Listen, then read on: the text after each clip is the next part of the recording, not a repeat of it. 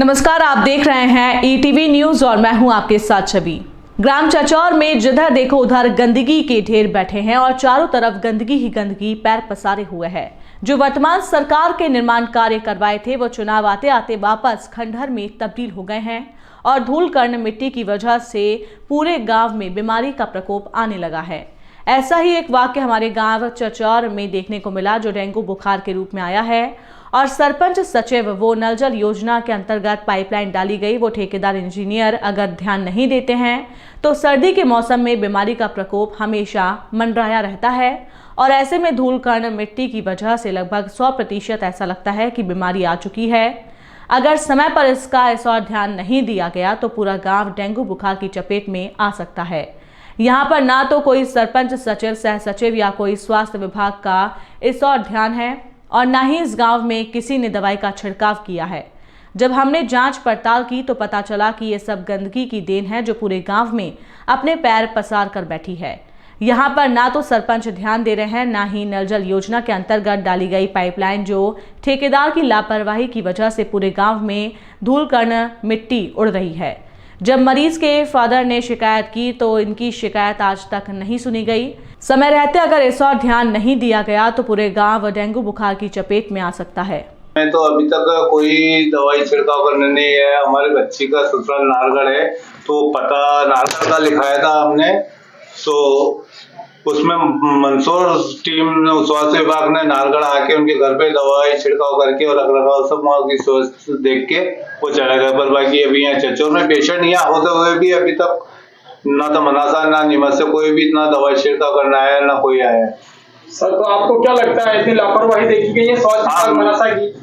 Sir, ये मंदसौर नीमच जिले में यही लापरवाही देखी गई। नीमच जिले में इतनी लापरवाही अभी तक कोई नहीं आया, जबकि उनको मंदसौर जिले वालों को थोड़ा मालूम पड़ी। इतने में वो इतना स्वास्थ्य विभाग इतना सतर्क है कि वहाँ जाके उन्होंने उसकी सूद ले ली।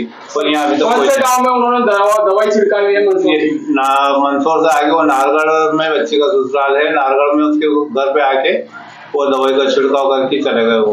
बाकी पेशेंट यहाँ होते हुए भी नीमच जिले से कोई नहीं आया। क्या नाम है पेशेंट का? पेशेंट का नाम है उसका फेमिदा पति इमरान खान नारगढ़। तहसील सीतामऊ है, जिला मंदसौर है। आप उनके फादर हो? जी, मैं लड़की का फादर हूँ। तो क्या लगता है आपको ये बीमारी किस कारण हो सकती है? बीमारी तो ये जैसे अभी सरकार की तरफ से पानी की ये पेयजल योजना जो रोड बना है तो इनको सही ढंग से उन्होंने पूरा साफ सफाई नहीं किया, गटर सारी भर चुकी है और इसमें जब पानी रुकेगा तो मच्छर पैदा होना है, स्वाभाविक बीमारी फैलने का, तो इसकी तरफ कोई ध्यान नहीं दे रहा है। और पाइपलाइन कौन सी? पाइपलाइन जो पेयजल जो अभी सरकार ने डाली ना नई वाली, जी बताइए कौन सी?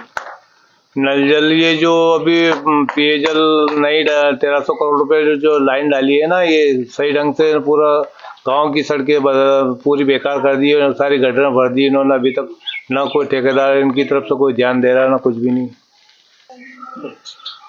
अब बीमारी तो स्वाभाविक आना है, क्योंकि मतलब इस बाजार में और दोनों तरफ गटरें पानी तो रोड जाम है, तो बीमारी तो आना ही है। इसमें महामारी आने की शंका है। जैसे ये अभी एक डेंगू पाया गया तो हो सके गांव में फिर इसकी मच्छर और पनपेंगे तो और भी मरीज हो सकते हैं। इसलिए अगर इस पे प्रशासन ध्यान दे तो अच्छी बात है।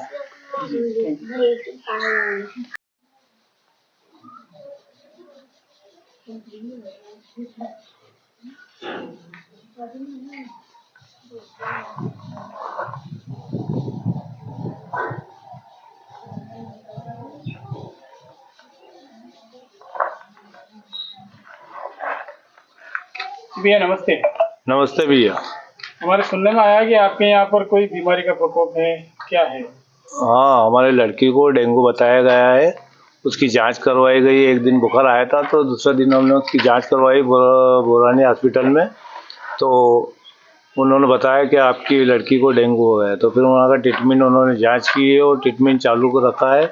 2 बार तो हम जांच करवा चुके हैं और तीसरी बार हमको फिर बुलाया 2 दिन के बाद, तो 2 दिन के बाद फिर हम जाएंगे उसकी जांच करवाएंगे। और आपने गांव में किसी को अवगत करवाया स्वास्थ्य विभाग को? हाँ, हमने अवगत कराया था, मलेरिया विभाग को भी करवाया, आंगनबाड़ी कार्यकर्ताओं को भी अवगत कराया है और अभी तक तो उनकी तरफ से कोई आए ही नहीं है। अभी यहाँ अवगत तो हमने करा चुके हैं। मनासा बीएमओ या नीमच सीएमओ में आपने कोई नहीं, जानकारी नीमच से भी हमारे फोन आए, बहुत से अधिकारियों का आए। उन्होंने फोन पे हमारे से जानकारी ली है कैसे क्या है, अब कैसे है। तो हमने कहा भाई अभी तो ठीक है, तो बस वो फोन पे ही जानकारी ली उन्होंने, बाकी अभी तक कोई आया नहीं। उसके अलावा आपके यहाँ पर कोई जानकारी लेने नहीं आया? जी नहीं, कोई नहीं आया अभी तक। अब कोई प्रतिक्रिया नहीं मिली उनकी आपको? जी नहीं। क्या नाम है सर आपका?